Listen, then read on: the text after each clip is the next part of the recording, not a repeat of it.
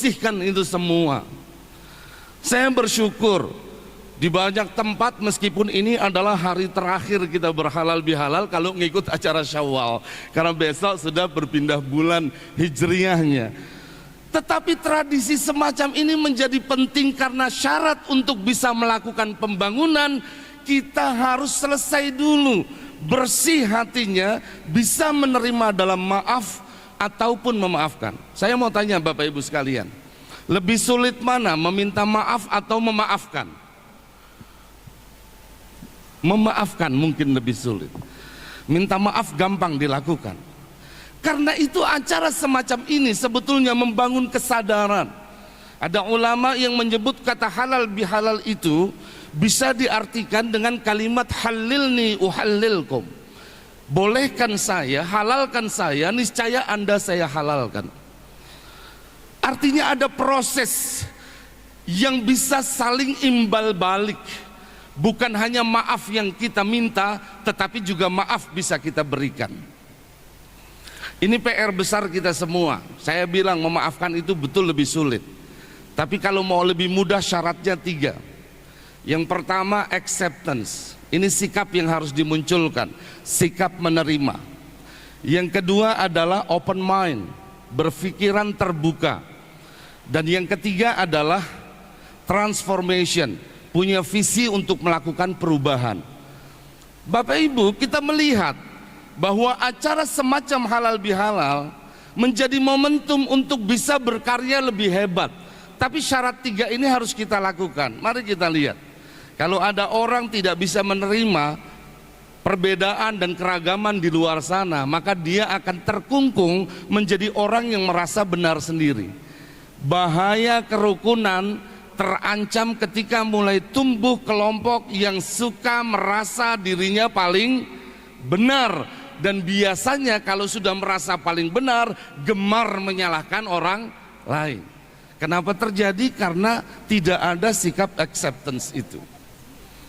Kalau digambarkan begini Bapak Ibu, dalam menganut suatu keyakinan ada orang yang menggunakan fanatisme buta. Dia fanatik tapi terlalu berlebihan. Orang yang fanatik terlalu berlebihan sebetulnya itu tanda dia ketakutan. Fanatisme buta merupakan isyarat bahwa dia memiliki keraguan dalam keyakinannya. Apa cirinya? Orang yang fanatik buta akan bikin benteng yang tinggi, dikasih atap dan bentengnya tanpa jendela dan tanpa gapura, tanpa gerbang. Anda bisa bayangkan apa nasibnya orang yang ada di dalam benteng itu. Padahal dia yakin katanya punya cahaya. Pertama, dia tidak bisa menerima cahaya dari luar untuk ke dalam. Dan yang bahaya lagi, kalau dia yakin punya cahaya, cahayanya tidak bisa menerangi keluar. Lalu apa manfaatnya? Maka hidup di dalam benteng itu tidak akan menyelesaikan. Saya ingat dulu rame-rame Islam Nusantara, Pak. Ini kebiasaan orang yang menolak Islam Nusantara adalah bikin teori sendiri lalu teorinya diserang oleh dia. Karena hidup di dalam benteng seperti tadi, Pak. Katanya begini, Islam Nusantara itu nanti kalau meninggal dunia tidak dikafani dengan kain kafan, tapi pakai kain batik. Sampai saya tanya Pak Bupati, ini teman-teman yang menggagas Islam Nusantara pernah nggak punya pendapat semacam itu? Jangankan berpendapat begitu, kepikirannya aja nggak pernah. Jadi mereka bikin teori sendiri, seperti teori radikalisme yang mereka munculkan untuk menolak perlawanan terhadap terorisme. Mereka bikin teori itu lalu mereka serang. Ciri orang yang membuat benteng terlalu kokoh dan tinggi, mereka tidak siap menerima cahaya dari luar, dan itu adalah tanda mereka ragu dengan keyakinannya. Maka Islam kemudian mengajarkan untuk menerima sikap acceptance tadi itu. Karena kita sejak awal sadar bahwa kita berbeda satu sama lain. Rayakan keragaman itu, maka engkau akan menemukan indahnya kehidupan. Lalu apa yang bisa membuat kita yang di dalam benteng bisa bertemu dengan orang yang di luar benteng? Perlu ada jembatan. Jembatan ini yang disebut dengan connectivity. Bridgingnya adalah connectedness, keterhubungan. Agama Islam mengajarkan silaturahim. Silatun artinya hubungan, ar-rahim artinya kasih sayang. Kalau lucu, ada orang beragama, dia yakin agamanya mengajarkan untuk membangun kasih sayang, tapi dia tidak membuat jembatan untuk bisa menerima orang lain. Itu gagal total logika keimanannya. Ini yang pertama, acceptance. Yang kedua adalah open mind. Kemaafan akan mudah dilakukan oleh para umat beragama yang bisa berpikir terbuka, karena berpikir tertutup akan terjebak kepada ketidakdewasaan dalam beragama. Bapak Ibu sekalian, ini cara sederhana. Kenapa tadi saya selalu menyebut cerita halal bihalal itu hasil inisiasi kiai-kiai NU di Republik ini. Begini Pak, ini cara berpikir terbuka. Kiai Hasyim Asy'ari sebagai pendiri Nahdlatul Ulama itu mengajarkan satu hal. Ini saya yakin kalau kalimatnya disebutkan, banyak teman-teman yang beda agama pun bisa melanjutkan kalimat itu, yaitu hubbul waton minal iman. Pernah dengar ya Bapak Ibu ya? Apalagi di lagu-lagu yang diceritakan ya, baris-barisnya dengan gagah dan semangat. Dalam lagu hubbul waton minal iman itu, yalal waton yalal waton yalal waton, hubbul waton minal iman, wala takum minal hirman, inhadu yalal waton. Ya Allah, itu gemetar kita melihatnya. Gemetar karena apa? Bukan karena takut, tapi karena bangga. Dengan apa? Dengan konsepsi yang dibangun oleh pendiri Republik ini dari jalur Nahdlatul Ulama, bahwa cinta tanah air adalah sebagian dari iman.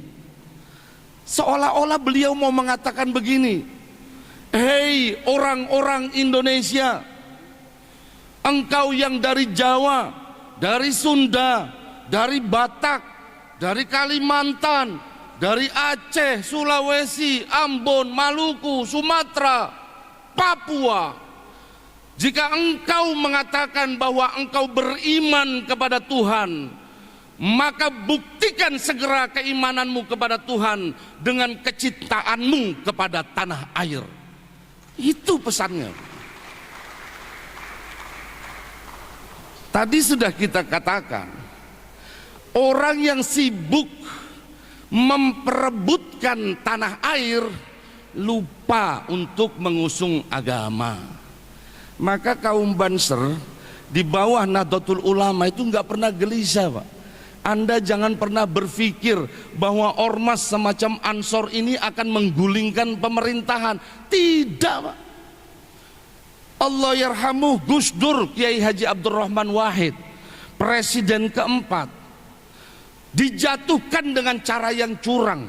Ratusan ribu anak muda NU yang muda dan tua bergabung dalam pasukan berani mati, siap mengamankan dan mengawal Gus Dur yang mau dijatuhkan. Tapi apa kata Gus Dur? Semua disuruh pulang. Tidak ada jabatan yang harus dipertahankan mati-matian. Itu ajaran NU Pak. Maka kenapa Kiai Hasyim Asy'ari mengajarkan kalau Anda cinta iman kepada Allah, buktikan kecintaanmu, keimananmu kepada Allah dengan cinta kepada tanah air. Kita lihat negara-negara yang tadi disebut di Timur Tengah, Yaman misalnya. Jangankan mau ibadah Pak, mau belajar susah, mau belanja ke mall susah, bahkan mallnya sudah hancur semua. Libya begitu Pak. Mesir, Syria yang dulu begitu makmur. Kalau Anda tahu kota kecil namanya Aleppo di Syria, itu salah satu destinasi wisata yang luar biasa indahnya. Hancur berantakan. Maka sudah benar yang kiai-kiai kita dulu ajarkan, Bela tanah airmu. Kalau tanah airmu sudah kokoh, sudah tangguh, sudah hebat, maka masing-masing agama akan mendapatkan pelayanan terbaiknya dari negara. Kalau kita perang saudara satu sama lain, impian dan karya Pak Bupati tadi untuk bisa mewujudkan wisata religi tidak akan pernah terwujud, Bapak Ibu. Maka kenapa nasionalisme harus dibangun sekarang? Saya agak sedih ya, cerita ini kemarin ketemu dengan generasi Z, Pak. Di pesantren kami menyambut Hari Kebangkitan Nasional kemarin menghimpun 200 orang, kerjasama OMK, orang muda Katolik dengan santri-santri pesantren, sekaligus memperingati Hari Kenaikan Isa Al-Masih.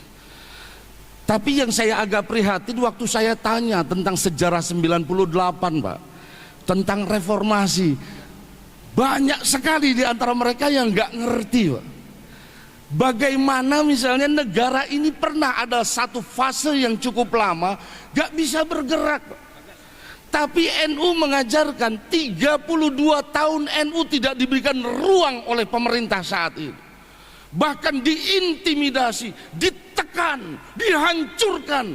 Tapi NU karena diajarkan oleh Mbah Yai Hasyim Asy'ari sejak awal selalu mengatakan tidak ada ajaran bagi warga NU untuk menentang pemerintah.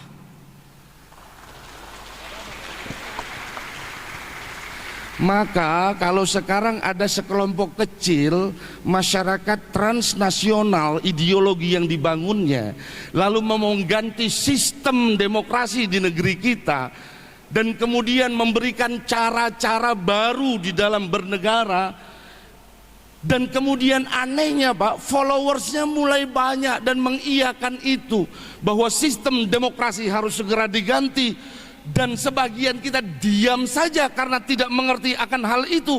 Ini adalah kekhawatiran kita bersama. Jadi saya berharap kita semuanya bisa untuk mengawal bersama-sama toleransi dan kerukunan serta persaudaraan di antara kita. Yang terakhir adalah transformation. Pilar ketiga untuk mewujudkan halal bihalal. Pertama tadi apa? Acceptance. Yang kedua open mind. Yang ketiga transformation. Kita harus bergerak menjadi orang-orang yang berubah dengan visi transformasi besar. Saya percaya TPA Burangkeng yang tadi disebut sudah overload dengan sampah akan menghasilkan karya-karya terbaik lewat teknologi terbarukan dari orang-orang Bekasi yang perlu diberikan ruang untuk itu. Transformasi adalah tuntutan untuk terus berubah karena perubahan selalu terjadi. Zaman tidak akan pernah tidak berubah. Satu-satunya yang tetap di dunia ini adalah perubahan itu sendiri. Maka di hari ini, di malam yang mulia ini, kita menetapkan satu kaedah yang diajarkan para ulama Nusantara, bahwa cara untuk merawat kebangsaan yang baik dan melaksanakan etos terbaik dalam kehidupan berbangsa adalah dengan merawat tradisi yang lama. Kaedahnya berbunyi begini: Al-muhafadzatu 'alal qadimis shalih. Pertama, mari kita jaga tradisi lama yang baik.